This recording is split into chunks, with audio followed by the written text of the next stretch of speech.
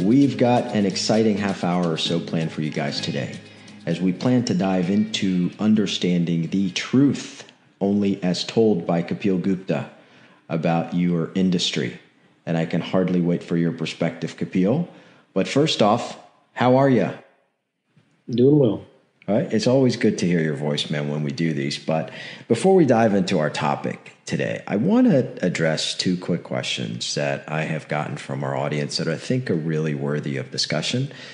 The first one is something that we've talked about in the past, but I want to drill a little bit deeper in there, and it has to do with positive self-talk.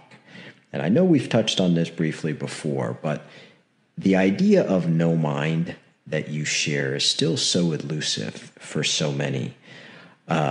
So given the choice, this particular member wanted to know, isn't self-talk better than the alternative? Then what? Negative self-talk. But what, just like last time, I mean, I'm not sure if the listener heard the last talk or not, but I think the question is largely, it's a very, it's sort of scraping the bottom of the barrel of a question, because it's kind of like comparing two irrelevant things and asking which one is less irrelevant. So, I mean, positive self-talk or negative self-talk, they're not that different. I mean, so positive self-talk, yeah, it might give you a little uptick in terms of how you feel. But whenever you talk to yourself, put it this way. When you try to convince somebody else of something, the other person feels as if he's trying to be convinced. Is that right? And that's my biggest pet peeve with sales. That's a whole nother topic of conversation. But yes. And so when you talk to yourself, the fact that you have to talk to yourself, means basically your mind, immediately puts up red flags and says, "Oh, I'm trying to be convinced," and therefore it puts up a brick wall. The same as anyone puts a brick wall up when someone tries to sell them something, right? Mm-hmm. The salesman's talk. So self-talk is salesman's talk. It's not real. So the only things that are real are the things that you feel. And the things that are spontaneous and are done as soon as they're done. And then the message comes across loud and clear, whether it's another person or whether it's oneself, that, oh, this person is serious, it's done. So self-talk is these are very low-level concepts. These are very like 101 basic human, juvenile, kindergarten type things that I'm kind of shocked that people who have spent so many decades of their life ostensibly trying to learn about it, and all they've come to is self-talk, and when they haven't gotten over that little hurdle, it's kind of like you haven't got past your ABCs. So it's kind of silly. I mean, there's a whole there's a whole universe of unexplored truths that no one's even knocking on the door. Everyone's still stuck on this little one little step up to the garage door. That it's juvenile. Well, it's what modern society and culture really programs everybody to do who subscribes to the whole idea of self-help. Yes, it is. But it's at what you said is absolutely true. What I will say though is that whether the people who are programmed became programmed by modern society, or whether they became, even if modern society didn't program them, something else would have. And the reason is because they are to a large degree programmable. And so we are all in many ways conditioned, but it really takes a particular strand of DNA of a human being to be programmable only to an extent before he naturally stops and says, wait a minute, what's going on here?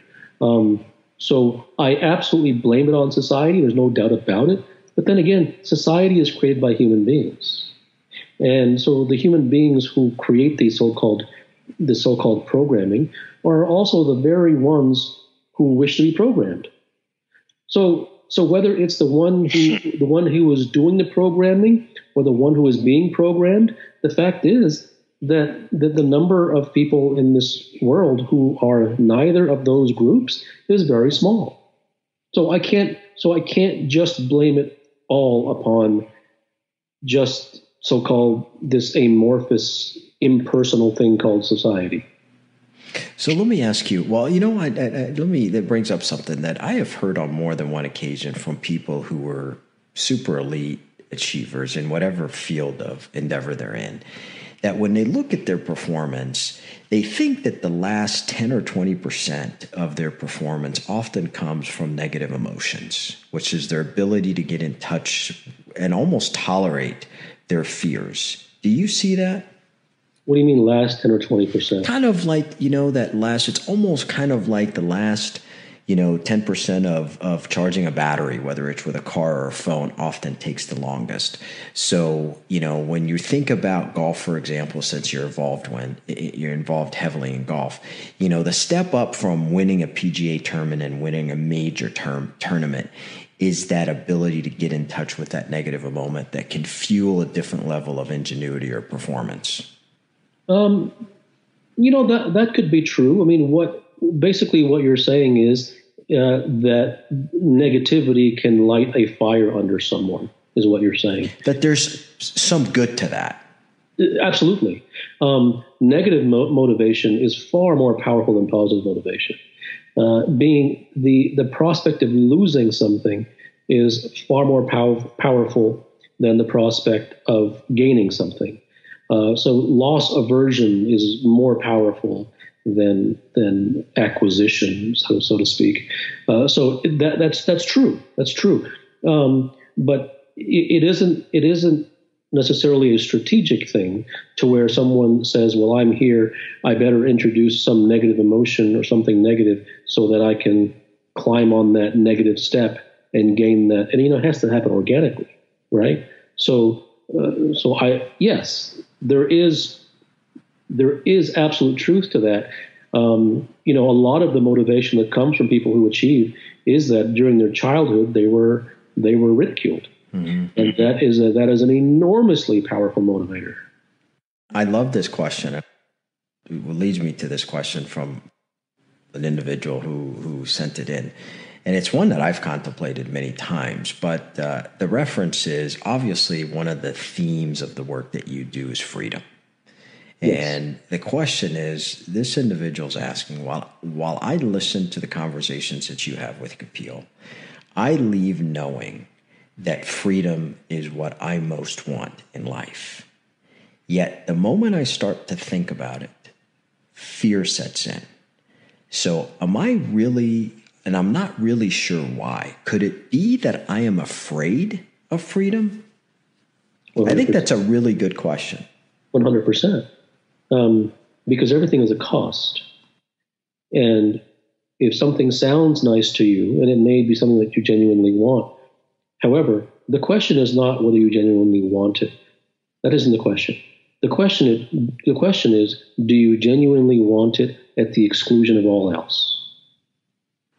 Mm-hmm. That you're willing to pay whatever it takes without any idea or any notion that you should, or that it's good for you, or that it's proper, or it's moral, or it's correct, or it's healthy, or it's spiritual. None of that garbage. No. Do you, regardless of what the world says and with no rules or regulations whatsoever of false morality and all of this nonsense, do you actually want that more than anything else? Now, the person is absolutely right.